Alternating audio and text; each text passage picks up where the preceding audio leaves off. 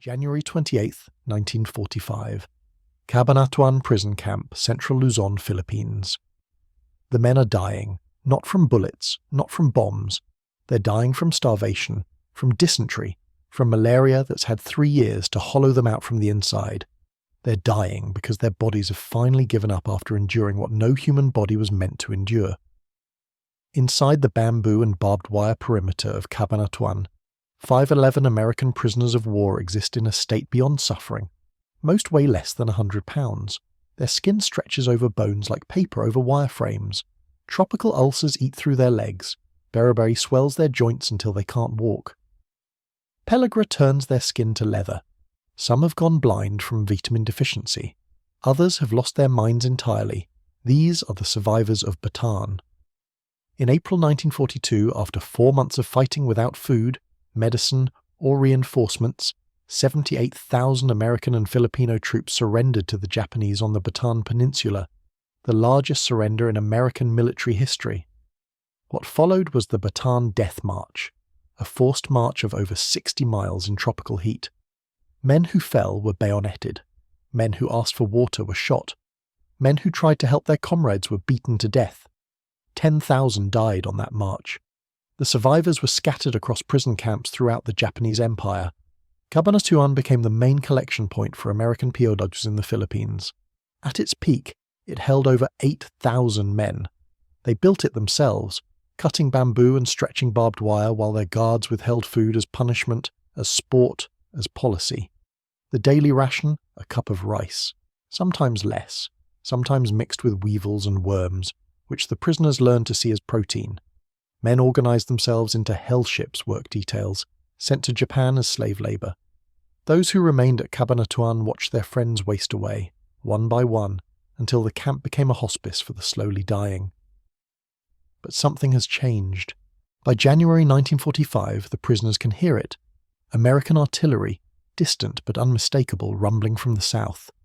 General Douglas MacArthur has returned to the Philippines. His 6th Army is driving north toward Manila, liberating the islands he was forced to abandon 3 years ago. The prisoners listen to those guns and allow themselves to hope. The Japanese calculations. Across the Pacific Theater, as American forces close in on Japanese-held territories, prison camps are being liquidated. The word filters through the underground Filipino resistance network, whispered by guerrilla fighters who maintain contact with the camp. On Palawan Island, 2 months earlier, 150 American POWs were herded into air raid shelters, doused with gasoline, and burned alive. Those who tried to escape were machine-gunned or bayoneted. Only 11 survived. The prisoners at Cabanatuan know about Palawan. They understand what it means. The Japanese High Command has issued orders. No prisoners are to be liberated by American forces. The evidence of 3 years of atrocities, starvation, torture, medical experimentation, summary executions, must be eliminated. At Cabanatuan, the prison population has been reduced through transfers and death to just over 500 men. They are too sick to move, too weak to be shipped to Japan, too valuable as witnesses to be left alive. The guards have begun digging what look like mass graves outside the wire. Japanese convoys pass through the area daily, 30,000 retreating troops falling back toward Manila, desperate, angry, increasingly violent toward Filipino civilians who are suspected of aiding the American advance. The camp sits on flat, open ground near the village of Pangatian, surrounded by rice paddies that offer no cover for miles. 8,000 Japanese soldiers are billeted within a few miles, some as close as 800 yards from the camp perimeter. There are no American units anywhere nearby. The front lines are 30 miles to the south. Inside the wire, Captain James Fisher tries to keep his men ready. Ready for what, he doesn't know. They've survived the Death March. 3 years of starvation, tropical diseases that medical science has barely catalogued. They've watched their friends die of dysentery because the Japanese withheld medicine as punishment for imagined infractions. They've endured guards who beat them for sport, for boredom, for reasons that needed no explanation. Now they wait. They listen to the American guns getting closer day by day. They watch the Japanese guards grow more nervous, more cruel. They see the fresh earth where the graves are being dug, and they understand, with the clarity that comes from living this close to death for this long, that liberation is a race. Either the Americans reach them first, or the Japanese finish what they started on Bataan 3 years ago. The men are dying, but not all of them. Not yet. And 30 miles to the south, something is already in motion. Lieutenant Colonel Henry Mucci doesn't look like a Hollywood hero. He's short, stocky, profane. A West Point graduate who commands the 6th Ranger Battalion. A unit that's been in the Pacific Theatre for 9 months and hasn't seen real combat. They've run patrols. They've secured beachheads after the Marines took them. They've guarded supply lines. Important work, maybe. Inglorious, certainly. Mucci's men call themselves the 6th Army's bastards. Nobody wants them. Nobody needs them. And they've spent the entire Philippine campaign watching other units get the glory missions. That changes on January 26, 1945. Mucci receives orders from 6th Army headquarters. There's a POW camp at Cabanatuan. Intelligence estimates over 500 American prisoners, all survivors of Bataan, all in danger of massacre as Japanese forces retreat north. The camp sits 30 miles behind enemy lines, surrounded by 8,000 enemy troops. 6th Army wants those men rescued, and they want the 6th Ranger Battalion to do it. Mucci reads the orders twice. Then he starts planning. He has 2 companies available. C Company under Captain Robert Prince, 121 men. F Company as reserve, another 121. The entire battalion numbers only 500 men. They're trained for raids and reconnaissance, not sustained combat. They carry light weapons, M1 carbines, Browning automatic rifles, a few bazookas, no heavy machine guns, no artillery support, no armour. The plan is insane. 30 miles through occupied territory, across open ground covered by Japanese observation posts, past enemy convoys moving continuously along the main roads, into a camp guarded by an unknown number of soldiers, surrounded by 8,000 more within shouting distance. Rescue 500 sick, emaciated prisoners who probably can't walk, then fight their way back across those same 30 miles before Japanese reinforcements cut them off. Mucci doesn't hesitate. His men have been waiting for this. But he needs eyes on the target. He needs current intelligence, guard positions, prisoner locations, fence lines, Japanese troop concentrations. He needs photographs, measurements, entrance points. He needs information that's less than 24 hours old because Japanese units are moving constantly as MacArthur's forces push north. For that, he needs the Alamo Scouts. The Alamo Scouts are ghosts. 6-man reconnaissance teams trained at a secret camp in New Guinea, selected from volunteers who survived a training course with a 50% washout rate. They operate deep behind enemy lines for weeks at a time, gathering intelligence, mapping positions, calling in airstrikes. They move silently through enemy territory, avoiding contact, invisible. In 2 years of operations, they've completed 108 missions, without a single man killed or captured. Lieutenant William Nellist commands one scout team. Lieutenant Thomas Ronceville commands another. On January 27th, they receive their briefing from Mucci. Infiltrate to Cabanatuan, observe the camp, map Japanese positions, link up with Filipino guerrilla forces who've been monitoring the area, and report back with actionable intelligence. They have less than 48 hours. The scouts move out before dawn on January 28th. They travel light. No packs, no extra gear. Carbines, pistols, grenades, camouflage fatigues, face paint. They move through areas theoretically secured by American forces, but this is fluid territory where front lines mean nothing. Japanese stragglers and bypassed units hide in the jungle. Collaborators report American movements to enemy commanders. Every Filipino village is either allied with the resistance or controlled by Japanese sympathizers, and telling the difference can get you killed. The scouts link up with Captain Juan Pajota, commander of a Filipino guerrilla squadron operating near Cabanatuan. Pajota has been fighting the Japanese since 1942. His men know every trail, every village, every Japanese position within 20 miles. They've been watching the camp for months, counting guards, tracking prisoner transfers, waiting for the opportunity to help.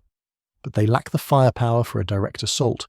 They need the Americans need them. Pajota provides guides, local farmers who know which paths avoid Japanese patrols, which villages can be trusted, which streams can be crossed without being seen. The scouts move closer, navigating through rice paddies and carabao wallows, staying low, moving slowly. They're less than 2 miles from a Japanese division headquarters. Enemy convoys pass within 500 yards of their position. January 29, 1945. The Rangers move out in a column, single file, 121 men carrying everything they'll need for a mission that has no precedent in American military history. They march north from their assembly point near Guimba, heading directly toward the heaviest concentration of Japanese forces in central Luzon. They carry light, M1 carbines, bars, a few bazookas, grenades, ammunition, minimal rations. Each man knows the plan, or at least the outline of it. March 30 miles to Cabanatuan, hit the camp at dusk, get the prisoners out, make it back before the Japanese realize what happened and cut them off. Simple. Suicidal. Captain Robert Prince walks near the front of the column. He's 26 years old, a Stanford graduate who's been analysing this mission from every angle since Mucci gave him command of the assault force. The tactical problems are staggering. The camp sits in open ground with no cover. The guard force is unknown. Estimates range from 75 to 300 Japanese soldiers, 8,000 more enemy troops within a 3-mile radius. The nearest American units are 30 miles south, too far to provide support if things go wrong. And things can go wrong in 1,000 ways. The Rangers march through territory that's theoretically liberated. Filipino civilians wave from their villages, offering food, water, information. But this close to the shifting front lines, loyalty is complicated. Some villages support the guerrillas, others harbour Japanese sympathizers who'll report American movements for money or survival or fear. The Rangers can't know which is which. Captain Peyota's guerrillas provide guides. They steer the column away from known Japanese positions, lead them through back trails that avoid the main roads where enemy convoys move continuously north. The guides know this terrain like their own skin, every stream crossing, every path through the rice paddies, every village that can be trusted. But by mid-morning, the plan starts falling apart. The Japanese convoy that the scouts reported, the one that was supposed to pass through overnight, hasn't moved. Over 1,000 vehicles, artillery pieces and troops are still bivouacked near the target area, directly between the Rangers and Cabanatuan. If Mucci's force approaches the camp with that convoy in position, the Japanese will detect them. The mission will fail before it starts. Mucci makes a decision that violates every tactical principle he's ever learned. Instead of approaching the camp under cover of darkness, the Rangers will wait out the day in a Filipino village called Plateros, 5 miles from the target. They'll rest, wait for the convoy to move, then approach in daylight, crossing open ground in full view of any Japanese observers. The alternative is to abort, turn back, leave 511 American prisoners to die. That's not an option. By January 29th, the scouts are in position. They belly crawl through the rice paddies to within 300 yards of the camp. They spend hours observing through field glasses. They count guard towers, 8. They map the guard positions, note the patrol patterns, clock the timing of the sentries. They sketch the layout of the prisoner barracks, 4 long buildings inside the main compound, patients too sick to move segregated in a separate area. They photograph everything, and they discover problems. The camp sits in the middle of a flat, open plain. No cover for miles except low-rise paddy dikes that offer concealment from ground level, but nothing else. Anyone approaching across those paddies will be silhouetted against the sky. The main gate faces a road used constantly by Japanese convoys, guard towers on each corner of the camp, searchlights, machine gun positions, an enemy garrison 800 yards to the northeast. Another Japanese force bivouacked a mile to the southeast. Lieutenant Nellis sketches the layout, takes measurements, counts the guards again to be certain. Then he and Rounceville withdraw, crawling backward through the paddies until they're far enough away to stand and move. They return to Mucci's position and brief him on everything they've seen. Mucci studies the intelligence, the maps, the photographs, the scout reports. He questions them on details, distance from the tree line to the fence, height of the guard towers, fields of fire from the Japanese positions. He consults with Captain Pejota, who confirms the scout observations and adds information from his own guerrilla network. Then Mucci makes his decision. The raid goes forward, tomorrow night, January 30th. But there's one more complication. The scouts report a Japanese convoy, a full division moving north toward Manila, over 1,000 vehicles and artillery pieces. They'll be passing directly through the area during the planned raid window. Mucci's force will have to wait for the convoy to pass, approach the camp, execute the raid, and extract the prisoners, all while surrounded by thousands of enemy troops who will converge on their position the moment shooting starts. No margin for error, no backup plan, no reinforcements. Mucci looks at his officers. Captain Prince, who'll lead the assault. Dr. James Fisher, who'll have to triage and evacuate 500 sick prisoners under combat conditions. The platoon leaders who'll take their men across 30 miles of enemy territory on the slimmest of intelligence and the hope that surprise will carry them through. We're going in, Mucci says. The Ghosts have done their job. Now the Rangers have to do theirs. The Rangers file into Plateros around noon. The villagers receive them like liberators, offering what food they have, hiding the soldiers in their homes. Women cook rice. Men stand watch at the village perimeter. Children run messages between the Ranger positions and the guerrilla outposts. The entire village becomes part of the operation, understanding that if the Japanese discover Americans here, everyone will die. Captain Prince uses the delay to refine his plan. He spreads out aerial photographs and hand-drawn maps from the Alamo Scouts. He walks his platoon leaders through the assault one more time, the approach route, the timing, the assault positions, who hits which gate, which tower, which barracks. The plan depends on perfect synchronization. The Rangers will divide into 2 assault groups. Prince will lead the main force through the front gate. Lieutenant Murphy will take the second element through the back. They'll hit simultaneously, eliminate the guards, secure the prisoner barracks, and get everyone out before Japanese reinforcements arrive from the nearby garrisons.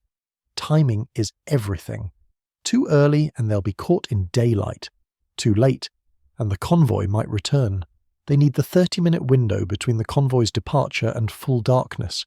Enough light to see targets, enough dusk to hide their approach. But there's another problem. The rice paddies between Plateros and the camp offer no concealment. They're flat, open, covered with short stubble that won't hide a man lying prone. Anyone crossing those paddies will be visible from the guard towers. The Japanese will see them coming and slaughter the prisoners before the Rangers reach the wire. Lieutenant William Nellist, the Alamo Scout, proposes a solution, a diversion. He's noticed a small airstrip near the camp. If an American plane could buzz the camp at the exact moment the Rangers are crossing the paddies, every Japanese soldier would look up. They'd watch the plane, not the ground. It would give the Rangers maybe 5 minutes, maybe less, to cover the final 800 yards. Mucci approves it immediately. Messages go out through guerrilla radio nets. 6th Army Headquarters coordinates with 5th Air Force. A P-61 Black Widow night fighter will make a low pass over the camp at precisely 7:30 p.m.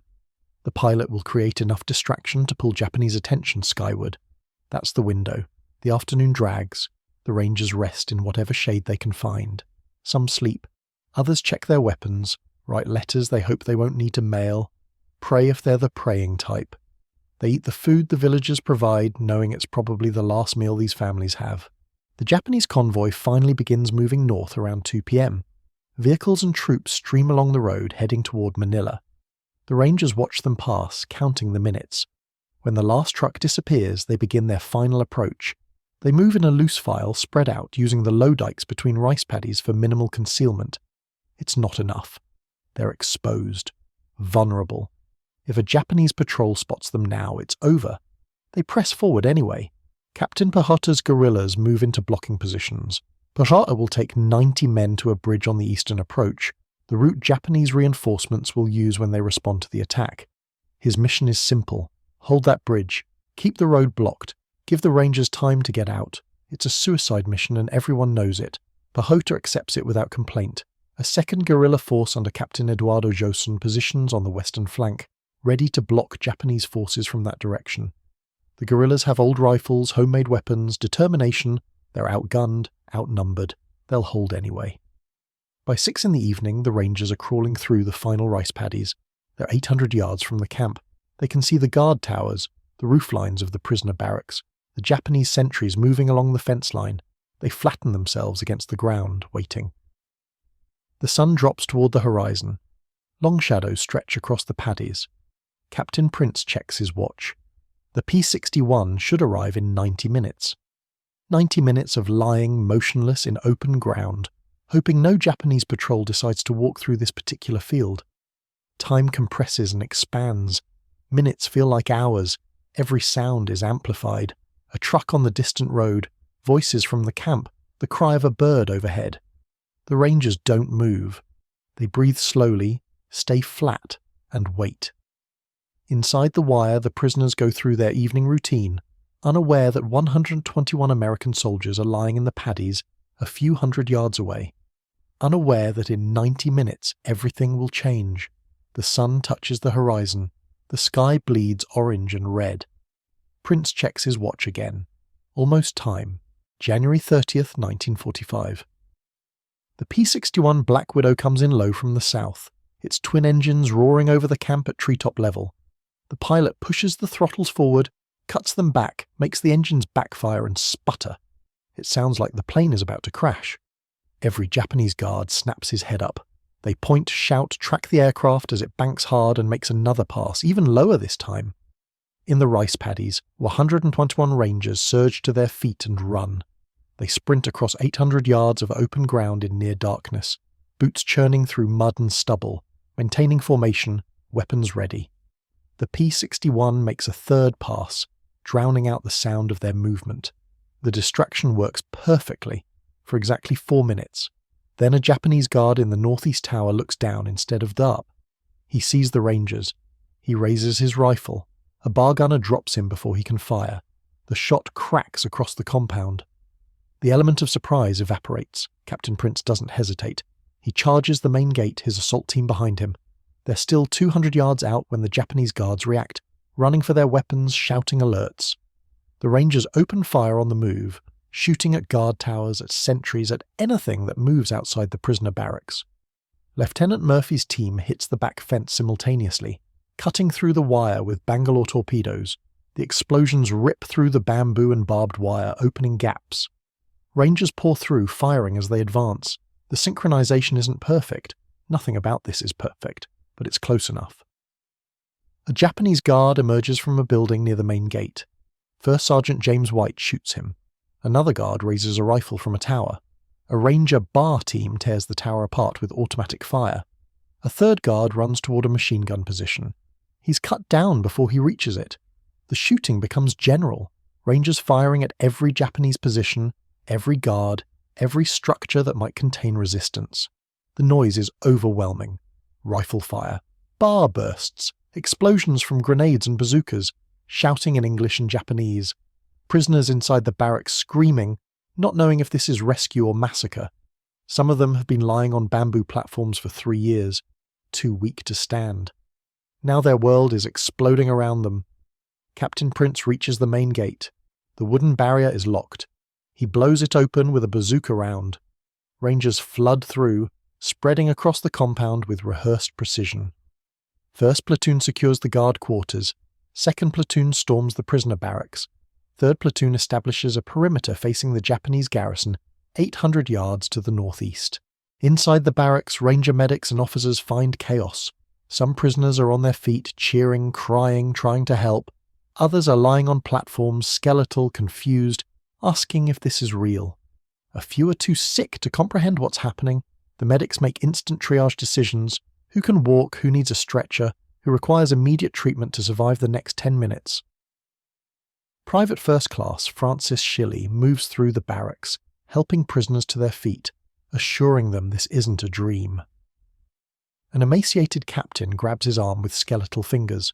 "Are you real?" the captain asks. "Are you actually real?" "We're real," Shilley says. "We're getting you out." But getting them out is proving harder than getting in. The prisoners are too weak. Men who've survived 3 years of starvation can't walk 200 yards, much less 25 miles. Some try to stand and collapse immediately. Others make it a few steps before their legs give out. The Rangers improvise stretchers from bamboo and shelter halves, but there aren't enough. The mission timeline, meticulous, rehearsed, synchronized, is falling apart. Outside the wire, the Japanese are responding. At the bridge east of the camp, Captain Pajota's guerrillas hear trucks approaching.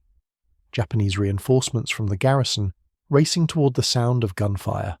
Pajota has 90 men armed with rifles and a few machine guns. The Japanese have at least 800 troops, possibly more. The guerrillas dig in behind the bridge abutments and wait. The Japanese trucks arrive, headlights blazing. Officers shout orders. Troops dismount and form assault columns. They can see the fires at the camp, hear the gunfire. They start across the bridge. Pejota's guerrillas opened fire at point-blank range. The lead Japanese soldiers go down in the first volley. The others scatter, seeking cover, returning fire. A firefight erupts in the darkness. Muzzle flashes, tracer rounds, the bark of rifles and the chatter of machine guns. The Japanese have superior numbers and firepower. The guerrillas have position and desperation. They hold the bridge. Back at the camp, Rangers are setting fires. Buildings, guard quarters, supply sheds. Everything burns. The fires serve two purposes: destroy Japanese equipment and illuminate the compound so the Rangers can see what they're doing. The light also makes them visible to Japanese reinforcements, but there's no help for that. They need to see. Captain Prince counts prisoners as Rangers carry them through the gate. 100, 200, 300. Not fast enough. The entire operation was supposed to take 30 minutes. They're already past that. Every additional minute increases the chance of Japanese reinforcements breaking through the guerrilla blocking positions. A Ranger lieutenant approaches Prince. "We've got a problem.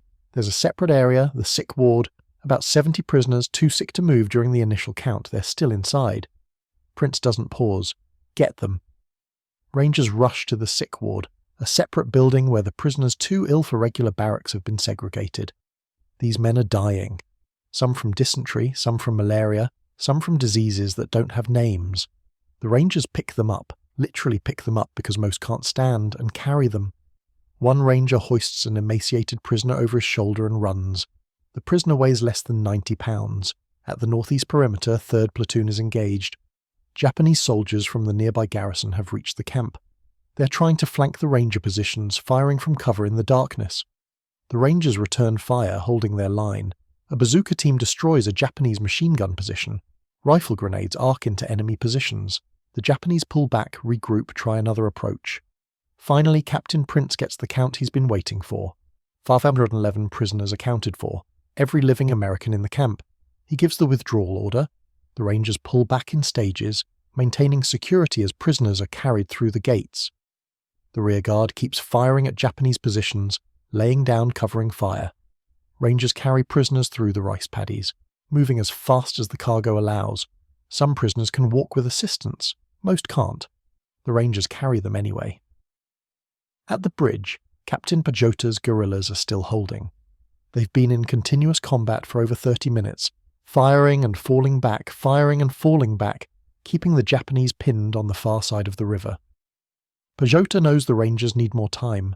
He gives it to them, spending the lives of his men to buy minutes. By 20-30 hours, the last Ranger clears the camp perimeter. The compound is burning.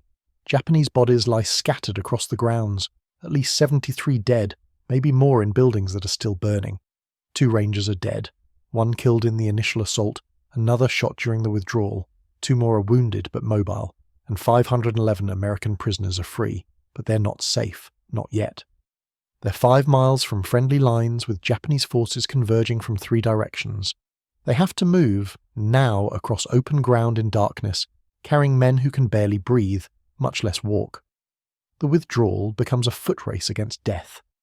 Rangers and guerrillas carry prisoners on improvised stretchers, on their backs, in their arms.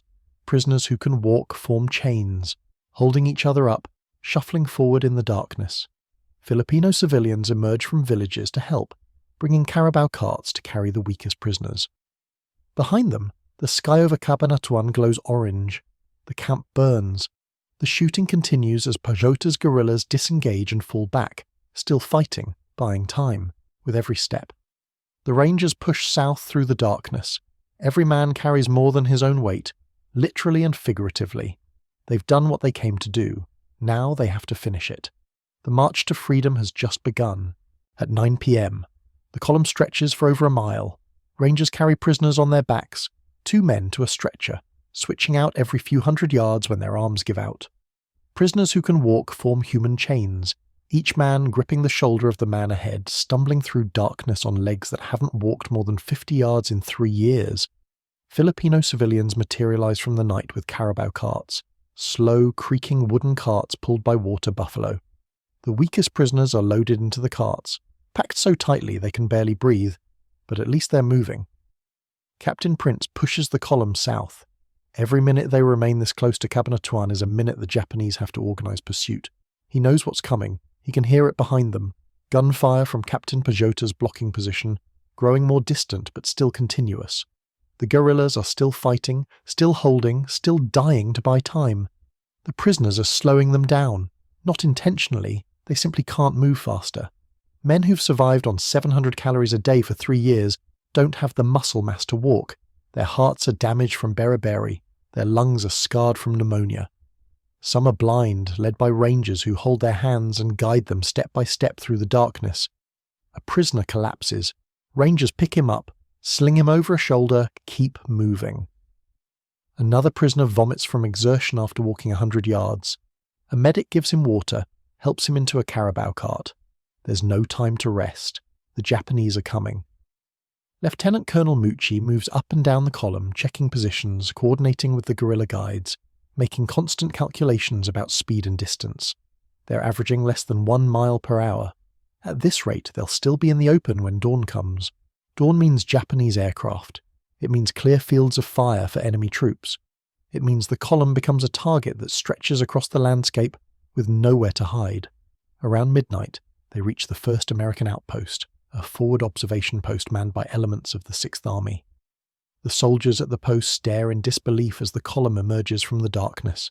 Rangers carrying skeletal prisoners, Filipino civilians pushing carts loaded with barely alive Americans, guerrillas providing rear security, still watching for Japanese pursuit. But they're not safe yet. They're only halfway to the main American lines. The column pushes on. The prisoners begin to understand they're actually being rescued. For some, the realization comes slowly, filtering through layers of trauma and disbelief. Men who've spent 3 years waiting to die are suddenly surrounded by well-fed American soldiers who call them sir and treat their wounds and promise that doctors are waiting at the field hospital. Some prisoners weep. Others remain silent, as if speaking might break the spell. A few ask repeatedly if this is real, needing constant reassurance that they're not hallucinating. Captain James Fisher, the senior medical officer among the prisoners, moves along the column assessing his men. He's skeletal himself, weakened by 3 years at Cabanatuan, but he's still a doctor. He identifies prisoners who need immediate medical attention, coordinates with ranger medics, makes the terrible decisions about who gets the limited supply of stretchers and cart space.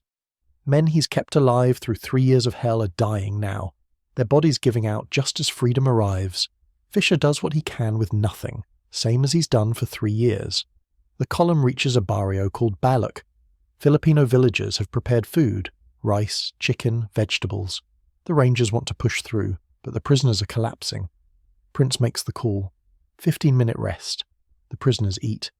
Some can't keep the food down after years of near starvation, but they eat anyway. The rangers rotate security, weapons trained on the darkness, listening for sounds of pursuit. They hear nothing.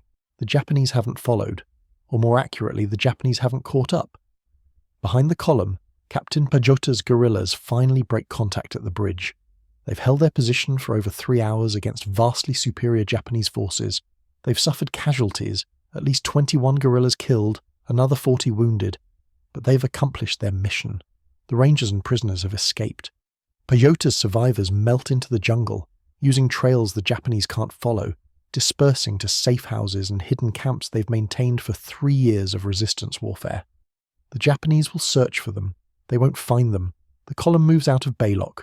The prisoners are marginally stronger from the food and rest, but only marginally. The rangers continue carrying, pulling, dragging men south. Dawn is coming. They can feel it in the air, that subtle shift in darkness that promises light within the hour. They have to reach friendly lines before dawn. 5 a.m. the sky begins to lighten in the east. The column is still 2 miles from the American perimeter.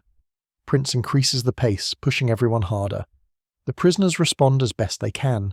Men who couldn't walk 100 yards 6 hours ago are now walking a quarter mile before collapsing. Adrenaline, hope, fear, whatever's keeping them moving, it's enough. At 06:30 a.m., they cross into American lines. The main American defensive positions at Guimba have been alerted. Medics wait with ambulances, trucks, and a fully equipped field hospital. As the column arrives, the medics swarm forward. They've seen wounded men before, but nothing prepares them for this. Walking skeletons, men whose ribs show through their skin, tropical ulcers that have eaten through to bone, eyes sunk deep in skulls, bodies that barely register as human. One medic looks at a prisoner and asks, "How long since you've eaten?" The prisoner thinks for a moment. 3 years, he says. "I mean, they gave us rice, but 3 years since I've actually eaten." The Rangers collapse where they stand. They've been awake for over 30 hours, they've marched 60 miles round trip, they've fought a battle, carried prisoners through the night, and completed a mission that military analysts will later call impossible. Now they sit in the dirt and let others take over. The prisoners are loaded into ambulances and trucks. The most critical cases go first. Men with active dysentery, men with malaria so severe they're unconscious, men whose hearts are failing. They're driven to field hospitals where surgeons work for the next 48 hours, stabilizing patients, treating diseases, fighting to keep alive men who've been dying for 3 years. Not all of them make it. 2 prisoners die during the evacuation. Another 3 die within 24 hours of reaching medical care, their bodies simply too damaged to recover even with treatment. But 506 survive.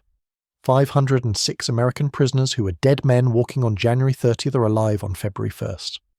At 6th Army Headquarters, General Walter Kruger receives the after-action report.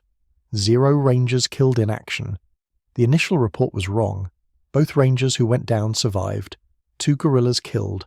21 Filipino guerrillas killed at the bridge. 511 American prisoners liberated. The Japanese garrison at Cabanatuan.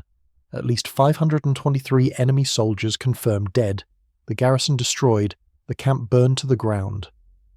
MacArthur issues a statement praising the raid. The press picks up the story. American commandos penetrate behind enemy lines, rescue prisoners in daring raid. It becomes front-page news across the United States. For a country that's been reading about retreats and surrenders and prison camps for 3 years, the Cabanatuan raid is proof that America is winning, that it takes care of its own, that no American soldier will be left behind. But for the men who were there, it's simpler than that. Lieutenant Colonel Mucci watches his Rangers sleep in the dirt. Captain Prince checks on the prisoners at the field hospital, learning names, hearing stories. Captain Peyote and his guerrillas return to their hidden camps in the jungle, ready to fight the next battle. The Alamo Scouts are already planning their next mission, another reconnaissance, another target, another impossible task. The prisoners, survivors of Bataan, survivors of the Death March, survivors of 3 years at Cabanatuan, begin the long journey home. Some will spend months in hospitals. Some will carry the physical and psychological scars for the rest of their lives. All of them will remember January 30th, 1945 as the night they were given their lives back. The raid on Cabanatuan remains the most successful rescue mission in American military history. Every objective achieved, every prisoner recovered, minimal friendly casualties, perfect execution of an impossible plan. But the men who executed it don't talk about perfection. They talk about luck. Lucky that the convoy moved when it did, lucky that the P-61 arrived on time, lucky that Peyote's guerrillas held the bridge long enough, lucky that 5 Onablan men too weak to stand found the strength to walk 25 miles through the night. They talk about the prisoners, how light they were to carry, how they wept when they realized rescue was real, how some of them didn't survive long enough to make it home. And they talk about the mission itself not with pride or glory, but with the quiet satisfaction of men who were given an impossible task and refused to fail. 511 American prisoners, 30 miles behind enemy lines, 7 minutes of chaos. 1 night to bring them home. They brought them home.